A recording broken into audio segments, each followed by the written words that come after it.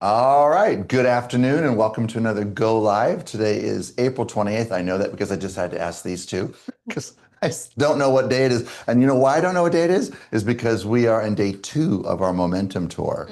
If you don't know what I'm talking about, it's probably because you haven't read your emails. Aha. So we are going to be coming to an office near you for our Momentum Tour. It's some exciting stuff as a company. We are very excited to be rolling out to you. It's not a new tool, so you need to show up to your office for the Momentum Tour for Sam, Glenn, and I, and we will tell you more about it. So that's a little teaser for there. I am joined today by Christina and Gian. Gian is with Prosperity Home Mortgage. Gian, welcome. Yeah, thank you for having me today. You're welcome.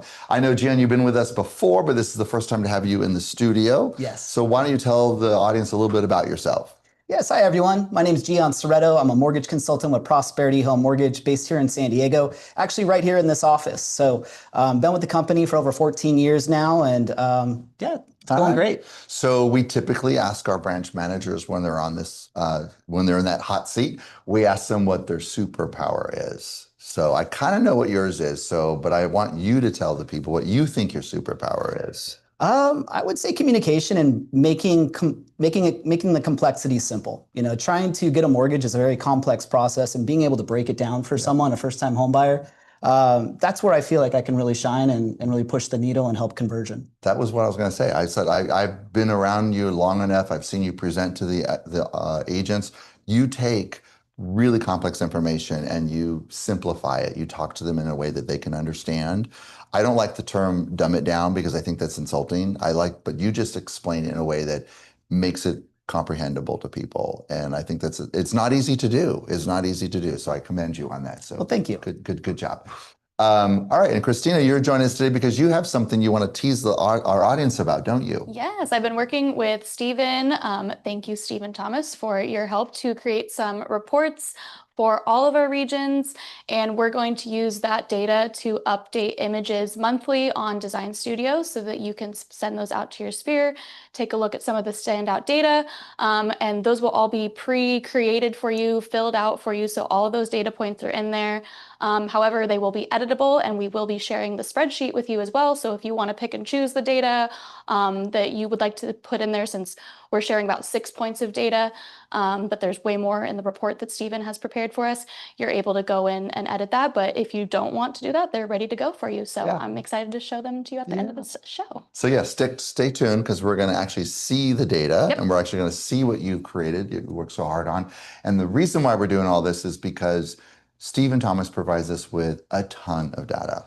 And sometimes we get off the program, and I know you do too, our agent audience, and it's like, oh, okay, great. Now I have all this information. What do I do with it? How do I distill it down? Kind of to your point, like, how do I take all this information and convey it to my clients, right? Or how do I take all this information and put it out there so that someone sees it and they pick up the phone and they call me? Yep. And so, Christina, thanks to you and to Stephen, you've done all the hard work, you've done all the lifting. Every month, Stephen is going to provide us with those key points, right? Those KPIs. And then you're going to take that and you're going to put in these beautiful graphic images that our agents are going to love because they're going to be able to just take it right off the shelf and post them. But you're also giving them the ability to customize them even further if they want. Yep, best of both worlds. There's our teaser. So we don't have any announcements today because we like to give Stephen as much time as possible, although he talks fast, almost faster than Jimmy Burgess. So that's quite an accomplishment. So he talks fast, but he's got a lot of information to share. So we are going to ask Stephen, the bearded one, as we are now calling him. And I think it's just because he has some excuse about the goals and some competition thing, but I think he just really wants to be me. That's okay. Yes, no. So the Anaheim Ducks are in the playoffs. They're up 3 games to 1 against Edmonton Oilers, and they have a game tonight. So if they win, my beard grows longer. What if they lose? Do you shave your head? Yeah, right. No, I do this thing where I shave and I do it fast speed, and all my kids, we watch it afterwards. It's pretty funny. Okay. All right. Well, I hope they win tonight because I'd like to see like this big, Father Claus beard on you by the end of the season. Yes, I can do it. I did it in 2007, but I don't remember it being this white. All right. All right. Well, let's dive into it. Let's see. getting going to. And while you're doing that, I want to make sure that we let the audience know that we are going to ask you some questions about prosperity about halfway through. So, Stephen, if you would allow us a few minutes about halfway through your presentation, because we have Gian here with us, and I know you just came from your convention in Nashville, and I know you have some programs that Prosperity offers that we want to have you have an opportunity to talk about. So, Absolutely. we're going to have Yeah, there's actually a segue. I'll ask the expert, him, and we'll get it halfway in between. How's that okay. sound? There you go. We have a live commercial today. No Right. pressure. So I don't know why that's there, because we're going to do some unexpected market time. I promised before, but first we're going to do a few fun photos and taking a client to a showing in 2026 when gas hits $5 per gallon. That's for the rest of the country, this meme, because ours is more like $6 per gallon. I know. Right? Exactly. You need to update your slide. Seriously. Uh, uh, this was from Kalshi stated, JP Morgan CEO says AI could cut work week to 4 days. And just in, real estate agents will still have to work 7 days. Only 7 days. What I imagine when property descriptions say half bath. Love this. Since I was little, this is what I thought a half bath meant. Really quick, I'm at Reports on Housing, and this is all I do. I'm a housing analyst, and this is fun. I get to do this all the time, get to discuss it with my son, who will be with me 2 years with our company. This coming up next month, May, which is right around the corner. So it's hard to believe. Brennan's great at it too. Yeah, he's a great chip off the old block. It's been fun working with him, having somebody to talk about economics with. So there we go. We have reports now all over SoCal, Bay Area, Vegas, and Phoenix, and we're all about setting expectations. I wanted to show you some of the reports that we put together since the last time we spoke. Buying conditions improve. This was the moment before, even though that's date, it says March 9th. We ran this the week before. That was, I was coming up with it over the weekend, and that was in the Iran conflict. Actually, they pulled the trigger. So we didn't have rates that jumped yet. They jumped that following Monday. They started to rise. But because and still, even to this day, let's have proper context. Our rates last year in April and May jumped over 7%. So that's proper context. Look at where we are today. It's way better than that. We're below 6.5%, and I'll get into where we're at today, but this still is. Buying conditions have improved. There are more homes available in the lower ranges. Just even if it's slightly, it is going the right direction. And then global influences on housing. We'll talk about that a little bit because that's what we were talking about while we're waiting for this to begin. But there are definitely, especially in this case with the Iran conflict, there are some influences on housing that we need to understand more. Precision pricing. As promised, I do this twice a year, and that is that I show that you net less when you reduce the asking price for a myriad of different reasons. You only get one shot at a first impression, and that is it. You don't want to waste it. And spring today, gone tomorrow. This actually talks about, I want everybody to understand that as the spring and summer unfold, the market slows. And people are going, that doesn't make sense. Spring is the best time of the year. And that's why right around Super Bowl, everybody goes, oh my gosh, it's so busy. And because there are not that many homes coming on the market and demand is pushing higher, that the pace of demand increasing far outstrips the number of homes coming on the market. Then we get to spring. And April is home to a lot of homes coming on the market. May is number one. So we have a lot of homes coming on the market, and demand in most markets peaked about 2, 4, and 6 weeks ago, somewhere in there. And in all the markets that you are in, it has already peaked, but that doesn't mean that they're coming down, demand. That means demand is staying elevated, but will stay elevated and flat throughout the spring and summer and then come down in the fall. But if it's just flat, the same number of buyers that are consuming right now, houses, and inventory is coming on at a faster clip, we have inventory levels rising. So competition actually rises and the market slows.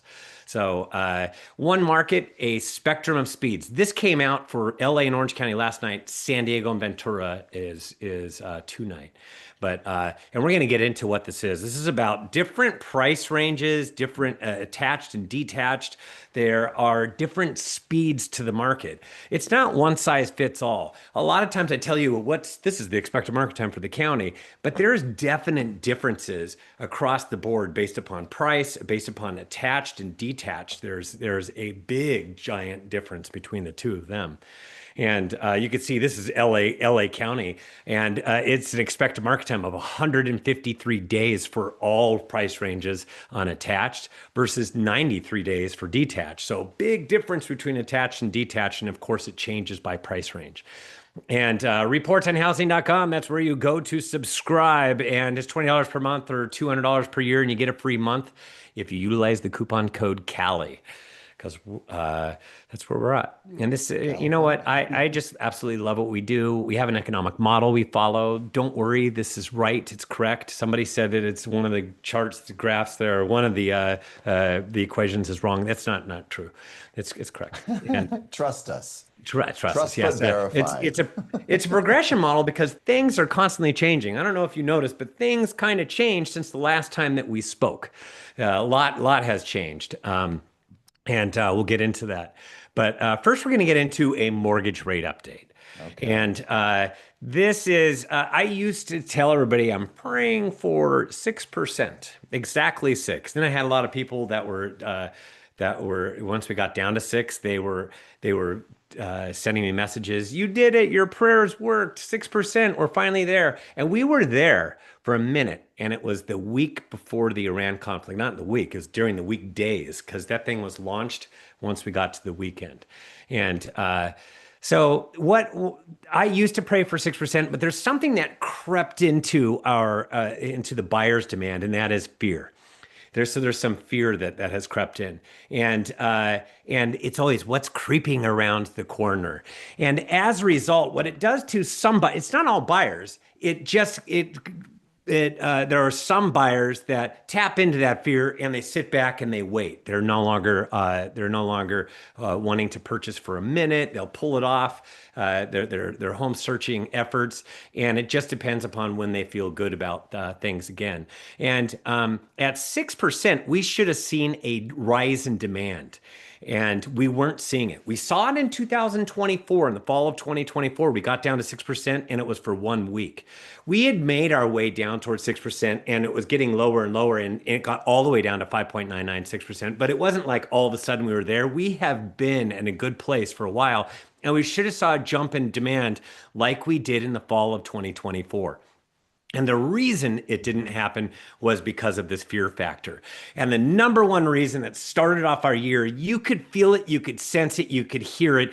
Everybody is now talking about AI. I mean, it's been around where people were talking about AI, but now everybody really is. And then there is all these different takes on it, that all the robots are going to be taking over the world. Gone are the white collar jobs. And but I want everybody to understand that this fear that we have has caused issues since the beginning of the United States of America. The Industrial Revolution started to take place in the late 1800s. And here's a nice article from 1885, The Great Enemy of Labor. Machinery held to be the cause of the workmen's troubles. Doesn't this sound echo? It sounds a little familiar.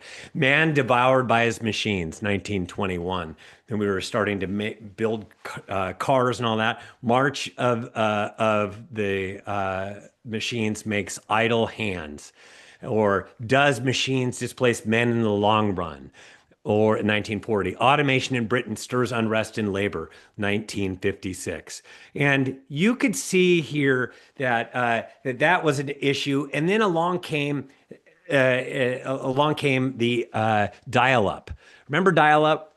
I graduated from UC San Diego in 1991, and we were using this archaic thing called books. MLS books.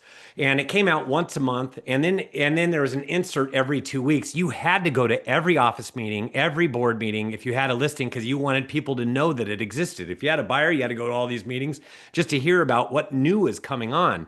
And then along came this, and I remember back then I was going, yes, finally, this is smart. And a lot of people are going, I can't believe we're getting rid of the books. They were upset about it. They thought that this was going to replace what we do. It was awful. And then we had this. This was in the mid '90s. This is Newsweek, 1996. Corporate killers, and they're talking about Wall Street loves layoffs, but the public is scared as heck. Is there a better way? And hey, they're talking about all the layoffs. Doesn't that sound familiar? And then Jeremy Rifkin wrote this book called The End of Work. This actually is a new book that is resurrected and people are reading it again, like as if it applies again, because now we have AI. And then then the World Wide Web was really in vogue by the time we got to the latter 1990s, and that was supposed to replace everything. The only thing that really got burned was travel agencies, but it was also supposed to once again replace real estate agents, and it never did happen. It just was something that we utilized as a tool that's made us better, that I can't imagine living without the World Wide Web at this point. And that's kind of what my point is at talking about this. But in 2000, Greenspan said, technology is heightening job worries. So once again, they're talking about World Wide Web in this issue. And then we had Y2K. That was supposed to end everything. Remember that fear that we had, and people had trash cans full of water and food, canned food and all that stuff. My neighbor said, where's your trash can? I go, don't worry, I'm going to come over to your house when the planes start falling out of the sky and we have no more money. And then we hit COVID-19. That was a big one. That was supposed to be the end of a lot of things. I heard that values and interest rates were going to go down 10% in the matter of like 2 months. And I said, I don't believe that at all. We have a problem with inventory. We have record low rates. This is a recipe for a much different marketplace than anybody's anticipating. And that's exactly what unfolded. Which brings us back to our idea of AI. And it's a very dystopian take that people take. It's like a science fiction novel, and that's exactly what happened back in, I believe it was at the start of February, where there was a firm that put together this big, it was a Wall Street firm that put together this big piece on how we're not going to have any more white-collar workers, end of MasterCard and Visa and American Express. As a matter of fact, their stocks still have not recovered from that. And it was so dystopian. It was like a science fiction novel. I love sci-fi models, but not when it's something that's not really going to happen. So I really look at AI like this. I don't know if you've gone into it, but I've gone into the bowels of AI because I have to have it do some things for me, and it's not very good at what it does. As a matter of fact, I have to ask it different prompts ask for different prompts to get the correct answer when their answers are wrong. And the way that AI puts it out there, they put it out there and everybody takes it like gospel. And I'm telling you, a lot of their data and their numbers are actually incorrect. And when I'm asking it to do math, it's incorrect. Does that mean it's not going to get better down the road? Yes, it will. But it means that we're putting the cart before the horse. This thing isn't perfected yet. And it's a lot like this kid eating spaghetti.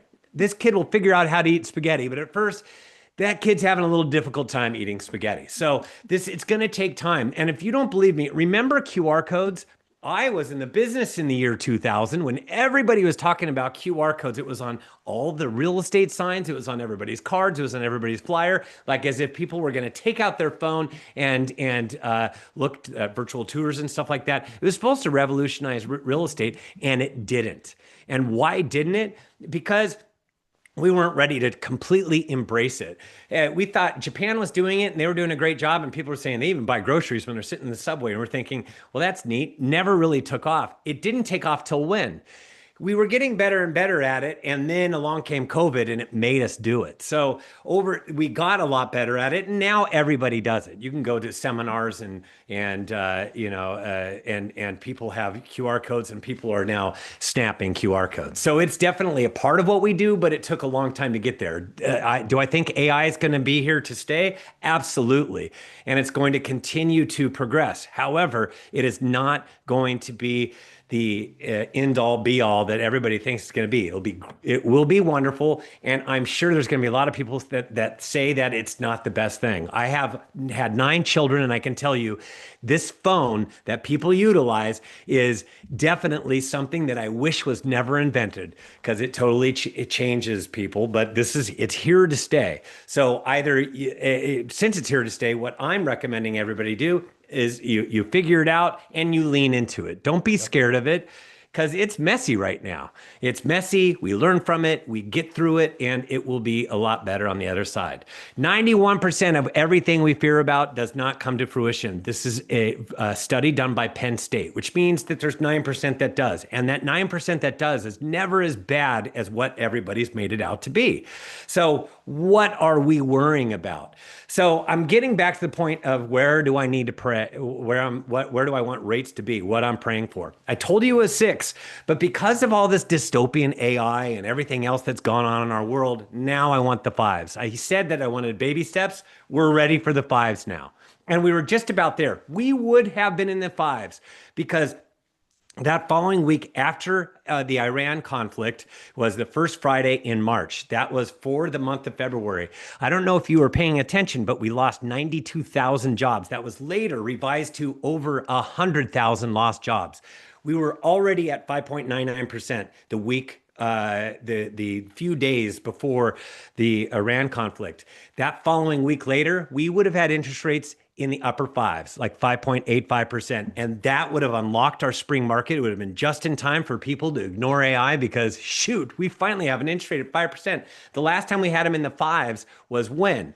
August of 2022. Remember, I've been keeping track of that for a super long time, and that is a long time ago. So it will be 48 months come this August. And I'm hoping that we resolve this Iran conflict so we can get back down to where I want to be, the 5s. That's what I'm praying for. Baby steps, 5s. That's where it is. We were knocking on the door of it, like I said. You could see that. And a year ago, where did this start? That's May. We were in April and May, we got above 7%. And now we have this geopolitical thing that's been going on, and that's this Iran conflict. We talked about it. Everybody now had a geography lesson, and we now all know that this is the Strait of Hormuz. We now know that along the top there, that is Iran. We are really good on our geography now of the Middle East. And as a result of that being locked down, we have a problem with energy prices. We really have a problem in California more than any other place, and that's because we get our oil from the Middle East. We're the only state that does, because we require a different kind of oil. So as a result, this is us. This was actually a little while ago. You have to go to Costco and wait in a long line to get gas prices like this right now. But that's what's happened, is that gasoline has spiked, and nobody likes to do this anymore, because it feels like it's draining your wallet. And this it's just one of those things, but it seeps into the psyche of people. It is money that is going out, but it is right in your face as you watch the thing go longer and longer, which is why I no longer like to go in a taxi. I love Ubers and Lyfts, because it gives me anxiety to watch the taxi meter go up, just like to watch for my Yukon XL to fill it up is like $180 some to fill up a gigantic tank like that. So I wanted to show you where we are as far as rates are concerned right now as of today. And this is across the United States. I've talked about Mortgage News Daily. We're at 6.38%. It actually spiked today. And the reason for the spike, it's not a giant spike. It went from like 6.33 to 6.38. But the reason for the spike was because of the Iran conflict now looking like we're not going to figure things out as fast as we thought we were going to. And Iran put out a proposal, and it looks like it's being ignored at this point, which is not good for Wall Street, and it's not good for financial markets. And you're wondering, okay, gas prices going up is very inflationary, and it seeps into the rest of the economy. And that is the issue. That's inflationary. That's why the Fed is now saying, well, we're not really talking about cutting rates. And then we had that jobs report that I talked about. Well, the last jobs report was higher than expectations. So we would have had rates return probably closer to 6% if Iran didn't exist. So Stephen, they're can I ask looking you a at question? jobs. and prices, and we have a problem with pressure on inflation. So even if, my understanding is, even if they say the conflict is resolved or they make progress towards a resolution, what we're hearing though is that it's going to take a long time though before we see any relief at the pump, right? Because of all the delays and everything. So the gas prices are going to remain high for a while, which means inflation's going to probably have pressure on it for a while, which then means interest rates and the investors are going to be nervous for a while longer. So you're not going to get your prayer. You're not going to get fives for a while. Or is that not true? That it could be not true. And let me explain why. Because gasoline, the longer this goes on, the more true that is. Because the longer this goes on, you're like taking this dial of GDP and we're cranking it down. It's not like all of a sudden we're going to recession or anything like that, but it slows down the overall economy. GDP, it's a big drag on GDP. Everybody's spending more money at the pump. It's not just more money at the pump, it's fertilizer. We've now learned all the different nuances of the economy that are reliant on this region because there's certain kind of not just gasoline, but gases that come from there and different there's a whole bunch of byproducts that are part of drilling for oil that the rest of the world relies on. So it's creating issues across the board. But if you were to get this thing resolved, part of this is the anxiety of not knowing when it's going to get resolved causes economic turbulence all by itself. And that is, we have this issue with economic uncertainty. And the economic uncertainty index has been rising from week to week. And I've watched it. Now, it rose during the Great Recession. It rose even higher during the pandemic. It rose even higher when the Federal Reserve took it from from 0% to 5.5% for the federal funds rate. And now again, it's going up again. And the longer this goes on, the more economic uncertainty. There's more economic uncertainty, and this is more pass-through than anything else if they can get a handle on this and make this go away. But the longer it goes on, the more implications it has on overall prices. So that's why we're hoping for a resolution sooner rather than later. Yes, we won't get relief at the pumps right away, but the fact that we won't be talking about Iran on a daily cycle and we'll start focusing on jobs and things like that can bring the federal funds rate down, them cutting, and then we can get into the fives. Because if all of a sudden the overall economy were to continue to crack and we saw a big job loss and we got more jobs in the neighborhood of losing 90 to 100,000 jobs, that's where we have an issue, and they will have to come in and they will change their language really fast at the Federal Reserve. And because of that, we will see rates come down prior to them even meeting.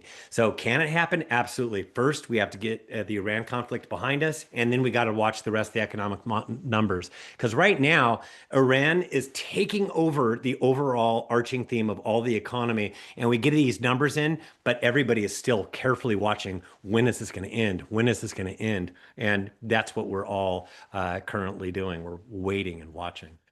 So that helps you understand it. But I would like to yield to the expert. Let's ask the expert what he feels is going on and what he's hearing in the trenches. Because what he's hearing in the trenches is what buyers are thinking. And I want to hear what he has to say. Yeah, just like you said, a lot of fear right now. So when you're thinking about making a large purchase like buying a home, certainly global uncertainty is going to weigh into that. When you're paying more at the pump and you have less money to pay for goods and services for your family, it's going to take out, some of your purchasing power to buy those goods and services that you buy every day. So we're certainly seeing some buyers on the fence, but one of the solutions that we're providing is we're talking about the seller subsidized mortgage. So right now there's a little bit of slack in the market. We're seeing homes sitting for a little bit longer. And right now there's a great opportunity to negotiate with that seller and see if they can subsidize your mortgage and maybe get you that rate that you would have had back in February. So that's been a strategy that I've been implementing. Had a lot of success with it just because right now buyers have a little bit of an upper hand and sellers really want to get that home sold. Yeah. It's interesting. We've been doing our momentum tour, and we've also had a lot of the awards banquets that we've been attending. And it seems like the last couple of awards banquets I've had, agents have had to excuse themselves from the awards banquet to go call their seller to have a conversation with their seller about a price adjustment, right? So to your point, Stephen, one of your reports on housing reports was, pricing correctly. And so again, a lot of sellers are seeing that they've been on the market for a while. They're having a price adjustment conversation. They're probably, if they got an offer from a buyer asking for maybe help, concession with buying that rate down, I have to imagine a seller would love an offer with a small concession, buying that rate down, as opposed to a massive price adjustment. So, Absolutely. yeah. Are you finding our agents having you talk to their clients that might be on the fence, and then after speaking with you, after speaking with one of our prosperity mortgage consultants, are they able to kind of move that process along a little bit further? It does help. It does help move the needle when you actually see the numbers and you show the buyer, okay, here's the price. If you come in at asking price, or take a price reduction, it's not really going to move the needle in terms of payment. But when you actually show them the numbers on, all right, instead of asking for that 3% price reduction, we take that, apply it towards a buy down, whether it be a permanent buy down or a temporary buy down. If affordability is the concern, that's really what moves the needle. Right. Fannie Mae right now does a national homebuyer survey, and about 74 out of 100 people are going to tell you it's the least unaffordable market that we've been in actually for probably the last 40 years, and Stephen can talk to that. But yeah, affordability is the main driver right now of buyers, and being able to create that affordability through seller subsidized mortgage payments is really driving the needle and helping those buyers get off the fence and see the opportunity and know that, all right, that price reduction, it's great, but it's not going to really help me in my monthly payment and my cash flow. I think this is something you have said, or maybe TJ have said to us before. Even when things are more affordable, most buyers are looking at their monthly payment. They're looking at, even whether it's a car or a house, they're not looking at the ultimate purchase price, Correct. right? You might tell them, okay, your purchasing power is X. You can go out and you can buy a $1.4 million house. But they're looking at, I have a monthly payment now of X. That's really so if you can break it down to them at that level, and you can show how they can actually afford that you're not stretching their household budget, that they can afford that payment, and here's how, they might work with the fear factor a little bit. Yeah, and that you can do it today. You don't have to wait for those rates to come back down to the 5% or the 6%. Right. You can buy today, and then when rates do come down and all the buyers flood the market, you're already sitting in your home, and you can refinance and save money on that interest rate later. Yeah. So before we kick it back to Stephen, I'm going to put you on the spot. We didn't talk about this, but I know you're prepared to talk about it. We've been talking a lot with our agents about the Rocket Mortgage Redfin ecosystem, and how it's really not in our agents' best interest to get their client in that ecosystem, because it's a closed loop. And once you get in there, once the consumer gets in there, they're going to be heavily advertised. And after the transaction closes, they're going to be constantly marketed to, and they're going to be offered in most cases. And the reason why I'm bringing this up is I've never used a Redfin agent. I would never use a Redfin agent because, of course, I'm a Berkshire Hathaway Home Services California Properties agent. And I think we have the best agents in the business. And I've used Prosperity Home Mortgage on my last 4 transactions. But I'm now starting to get Rocket Mortgage emails now, because I guess my loan has been sold to them. And so I'm seeing all these emails now, and some of the emails I'm getting are, hey, if you are interested in buying or interested in selling, use our Redfin agent, and they're offering a substantial discount. And so talk about what you at Prosperity do, because when you represent one of our buyers' clients, you would never do that. What does Prosperity Home Mortgage do? How do you stay in touch with our agents' clients? Yeah, absolutely. I build that into my sales process, and I tell them that I'm going to be managing this mortgage proactively for you beyond the transaction. My goal isn't to be your mortgage guy for the next 30 days, but for hopefully the next 30 years, as long as you need my services. And as long as I'm managing that mortgage, whenever I see lower interest rates, I'll be reaching out to you to help you understand, hey, this is a time where you can save some money. If you go through the bank, they have no incentive to call you and tell you that your interest rate could be, they could reduce your interest rate. They hold your loan on the books, and they want to keep that yield that they're getting on your loan. So there is no incentive for your Chase, B of A, Wells Fargo loan officer to be calling you saying, hey, there's a lower interest rate because now we're going to reduce our profitability. So I think you need to build that into your sales presentation as an agent. You need to tell them that you are that forever agent. You're going to be maintaining communication beyond the transaction, because at the end of the day, it's a connection. It's a relationship. You're going to want to make them feel bad for cheating on you and going with somebody else. So you want to be their client for life, right? Exactly. Exactly. And what what I like about what you and the other mortgage consultants do at Prosperity is when you do market to that client for life, it's usually co-branded. You're also promoting the Berkshire Hathaway agent. So it's not just Prosperity and Gion, it's you and whatever agent that referred that client to you. On the 100%. home anniversary of that client, the birthday of that client, it's you also reminding them of who their Berkshire Hathaway agent was, which I think is great. Yeah, we have I think it's a 5-year journey that follows that client beyond the closing, and every communication that we send out to them afterwards is co-branded. So they're always staying top of mind and keeping that realtor face forward so that they remember to call you. Yeah, I know our realtors stay in touch, but this is just another added touch. Absolutely. Yeah, thank you. Okay, so I didn't mean to put you on the spot.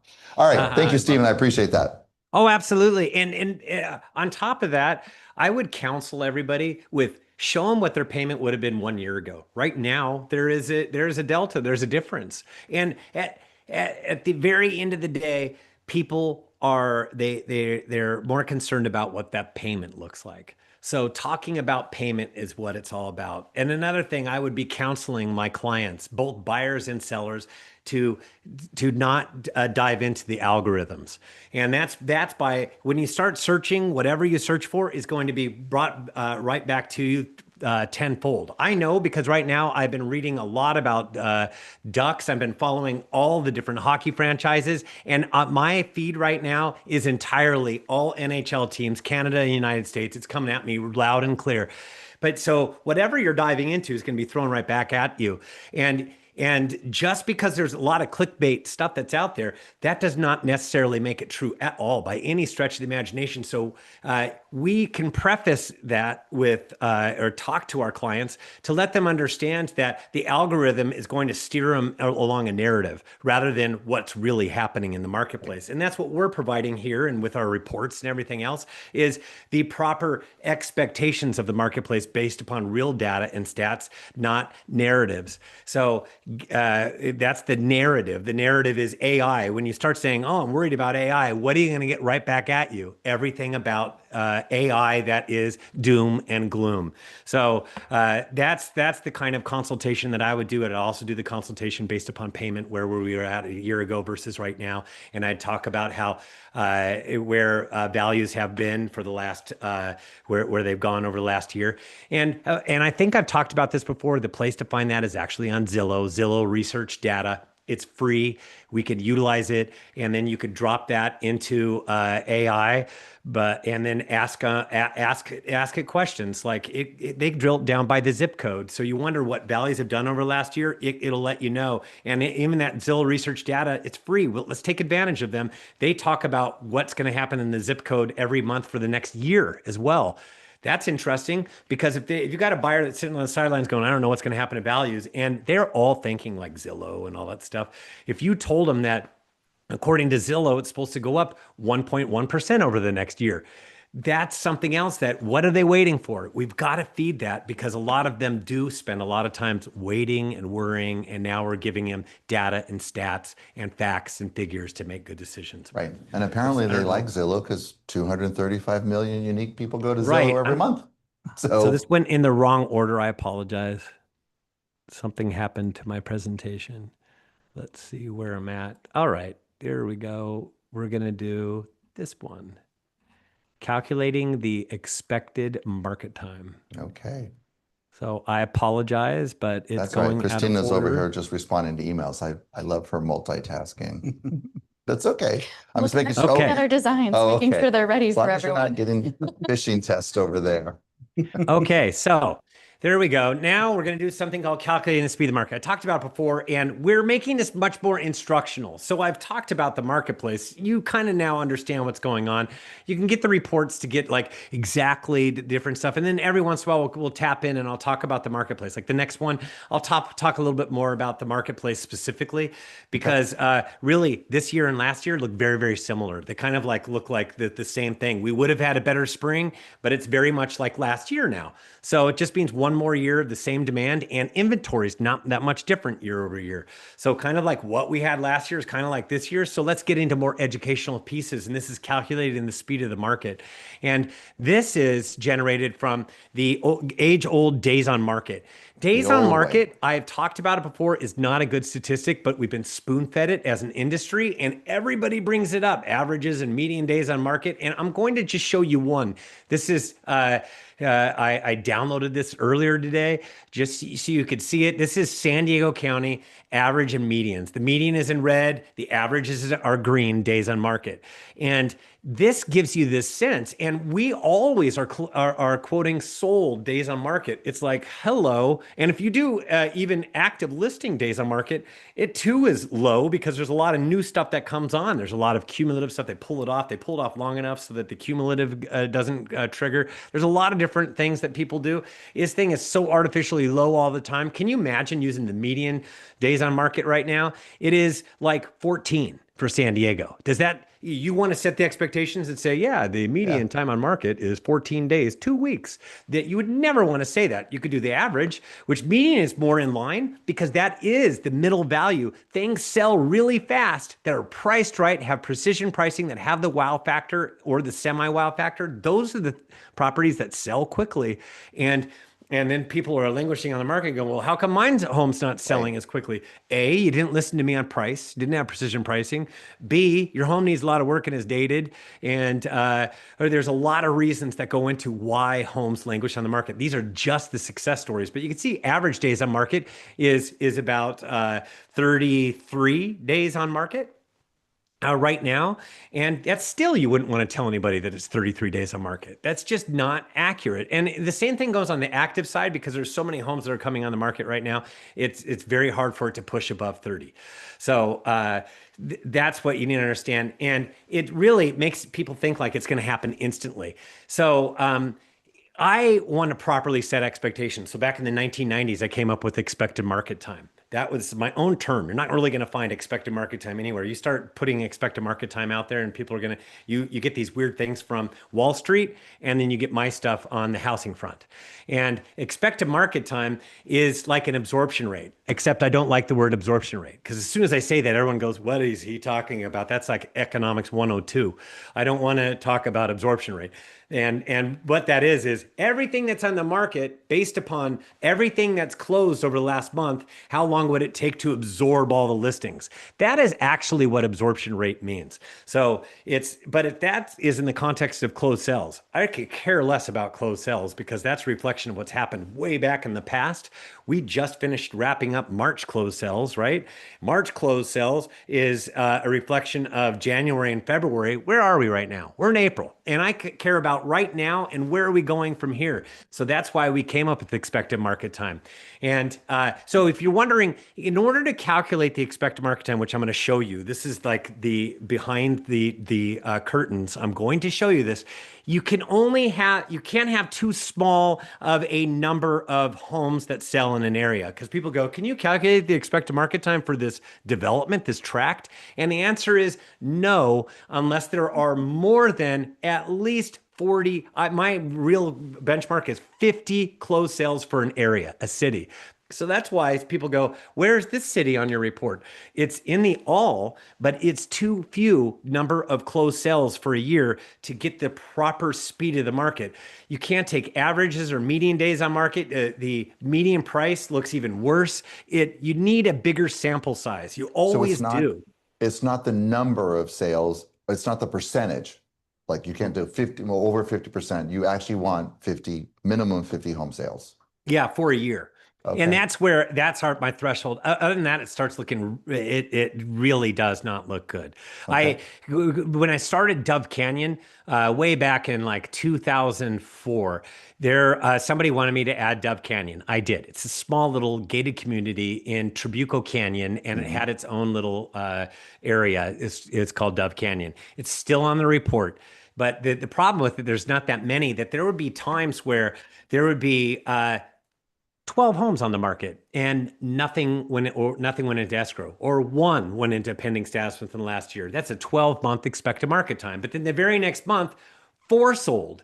Now it went from from a year long to like 90 days. And then if all of a sudden there's a surge and now it looks lopsided. That's what can happen when it's too small of a sample set. All of a sudden you can get one change. You've seen it in average and medians. You can see the reason why average and medians, or especially averages, get way off is because all of a sudden you sell this one property that sold for $72 million, and the average for that month for that area goes way through the roof. People are going, how come? And it's just because averages don't properly tell the story. And so this is just a little snippet. We do this in all markets, but this is to help you understand for let's see, one of them on here is Carlsbad, for example. I take the number of actives and the demand, that's the last 30 days of pending sales, and from that we calculate and get expected market time. And then over time you could see 2 weeks ago, 4 weeks ago, 1 year ago, 2 years ago, you've got all the data. And that's just how consistent I have been over time. It's just these time series. And then we broke it down further, and you could do it by attached and then by price range, detached by price range, and you could do all by price range. And you could see there's definitely different velocities in San Diego County that it's the 500 to 750 detached is at 58. It drops to 50 days for 750 to $1 million. I'm not telling you anything that people don't know in that marketplace. Now at 6 million plus, you can see there's 107 on the market. How many went into pending status in the last 30 days? 2.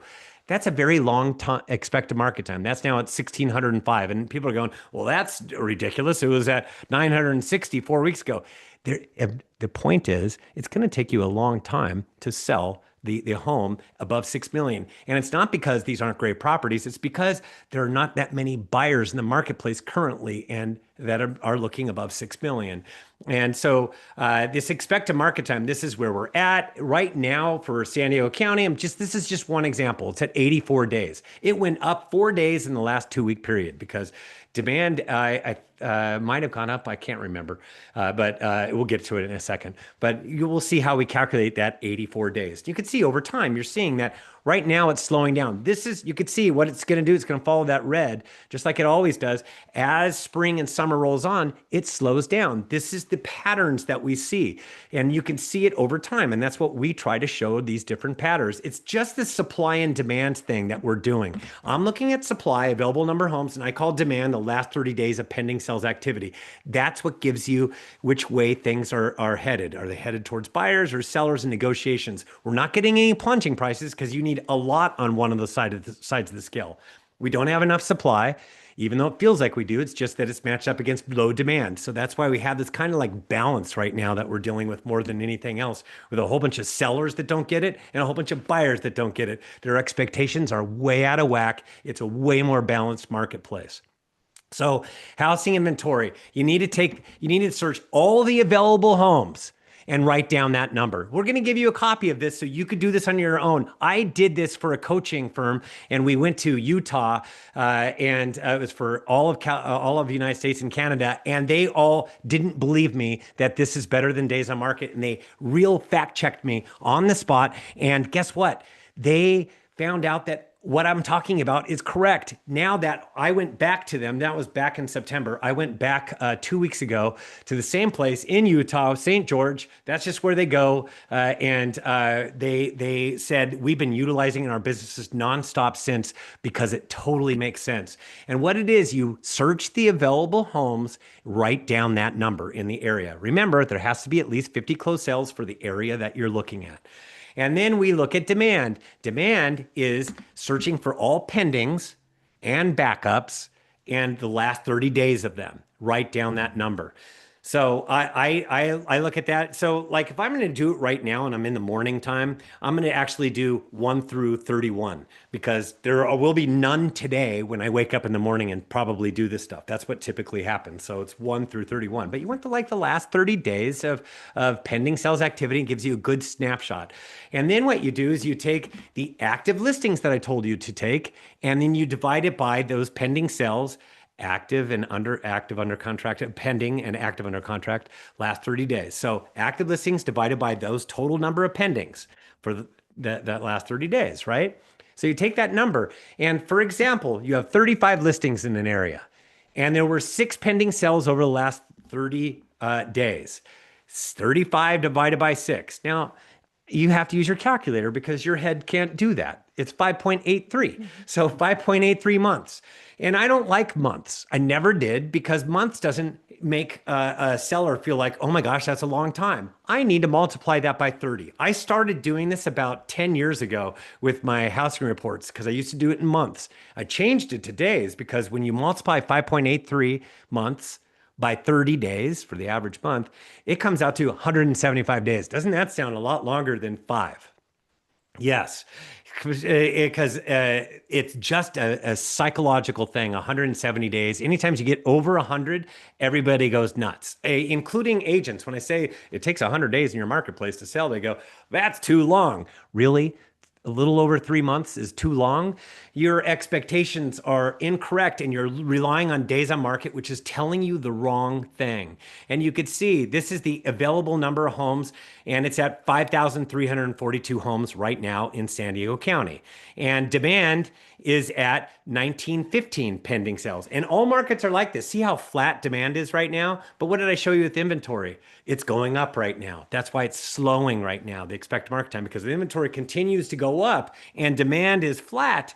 It's going to slow down over time. And so I'm going to take that, that's at 1915. I'm going to take that 5,342, divide it by 1915, and then I'm going, you get 2.79. It's actually 2.78 forever. But you're going, because I need my calculator. And then from there, I take that 2.749 and I multiply it by 30 and we get 84 days. That's what the expected market time right now is in San Diego County. And now you can see it, that over time, it was at 80 days 2 weeks ago. It's at 84 days this week. So why is it changing? Because inventory is going up, demand is flat. And so the pending sales numbers aren't changing. And I don't know why I put this on here twice, but there you go. So you have to understand. Question. Yeah. Stephen, I'm sorry to interrupt. We have a question from Jim Bishop. Good to see you yesterday, Jim. When you say pending sales for the last 30 days, pendings as of today, what do you mean last 30 days? So I think just clarify, when you said 1 to 30, you're talking about So the day going backwards, right? So it would be maybe the start of April or the latter part of March, right? Yeah, if you need to know exactly what 30 days was ago, you can go into Google and say, what was 30 days ago? It'll give you that date. You could put that in there. I know that in CRMLS, you're able to put 0 through 30. And it just depends upon what time I'm doing it. If I'm doing it later in the day, I do 0 through 30. If I am doing it in the morning, there's very few pending sales first thing in the morning when I wake up at 5 o'clock in the morning. So that's gonna, if I do 0 through 30, it's not capturing everything. This is just me talking and making it so that you understand what, if you want true statistics. How accurate you want to be. Yeah, I want it to be accurate. So I know that I have to take it from 31 days ago to yesterday. That's the same 30, it's a 30-day block. Because today, if I'm doing it at 5 o'clock in the morning, I don't have accurate. If you want to skip what you just heard, just do 0 through 30. You're going to be pretty darn close and you're going to be doing the same thing over time. You're going to see. And that's what, like I said, the people from all that coaching company all over the United States and Canada, I came into the room at this room, and I was coming in later in the day, and they were doing their different presentations. They stopped what they were doing and they started clapping because it's made a difference for their businesses. I don't have reports that dot all over the place, but it's made a difference for their businesses. These people in Hawaii, all the way to Texas and North Carolina, and all the way up to Canada. It was pretty funny to hear, and it's just because I've made a difference in their businesses, and that's what I'm trying to bring to you. Because those expected market time figures, the lower they get, like if they get below 50 days, it feels a little bit more like a seller's market. That's what happens. If it's up in the hundreds, or like right around 90 to 100, it feels more balanced. But you can imagine in some of the markets, it doesn't feel like that it feels like they can take their time. I'm going to tell you, the 6 million or 8 million plus bracket in a lot of areas, yes, they sell for a lot, and there might be a lot of people looking, but there's a lot of people that feel that they can take their time. rightfully so. But there are still properties that fly off the market in those ranges. And what are those? Exactly. Those are wow properties. Right. And that's what we have to understand and change the way that we dialogue with people, our sellers, so they understand what this is all about, what the market's all about, and how to properly calibrate. Okay, this is where the market's at right now. How am I going to win? And typically it's on precision pricing, pricing it right, having a really good conversation about pricing, because that's what it's all about.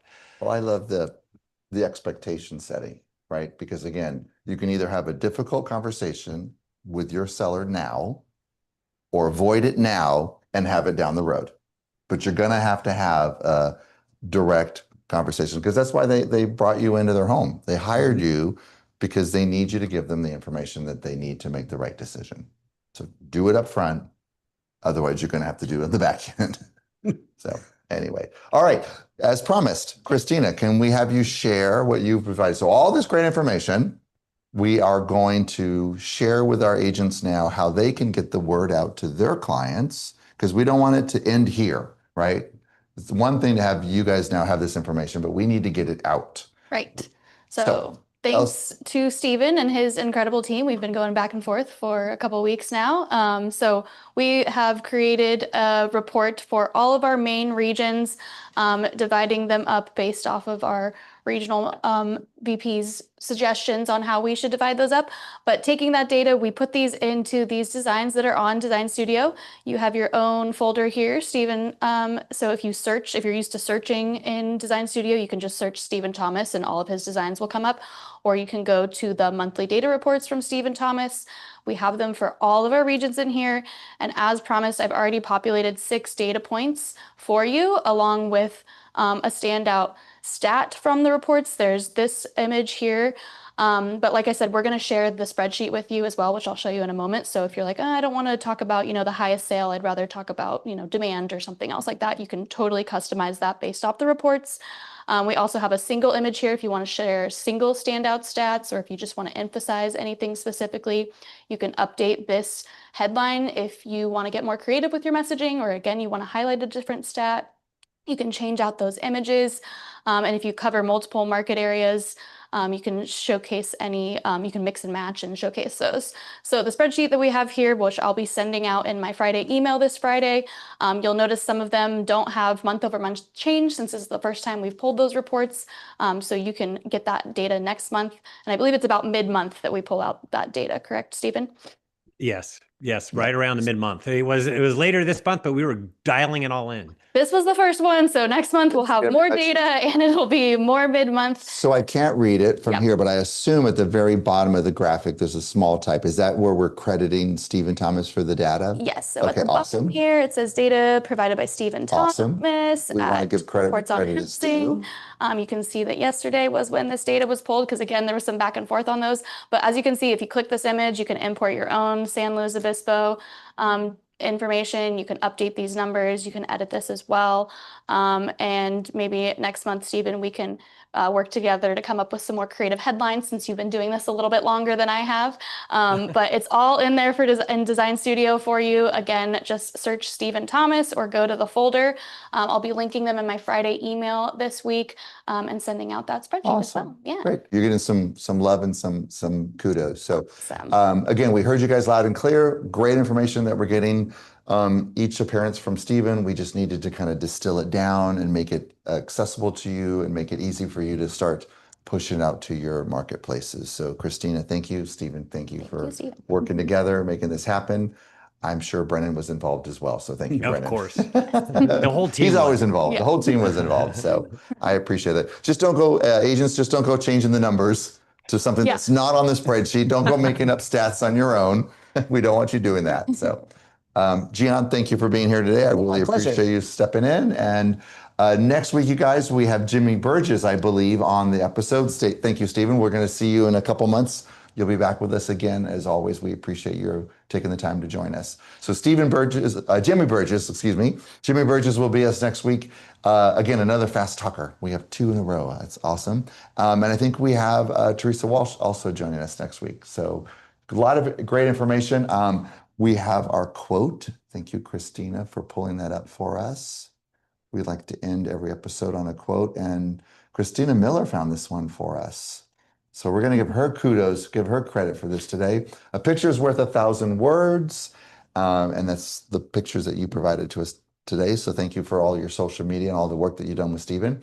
And an interface is worth 1,000 pictures, meaning use a social media post that we just showed you today to have a communication with your client, and then get in front of your client. Have a meeting with your client, because that's really what it's all about. Everything we do here is to kind of advance your relationships with your client. You heard what Gian said about the client for life and how we want to stay in contact with your client so that you can get in front of your clients and be of service to them, because that's what it's all about. Yep. So, all right.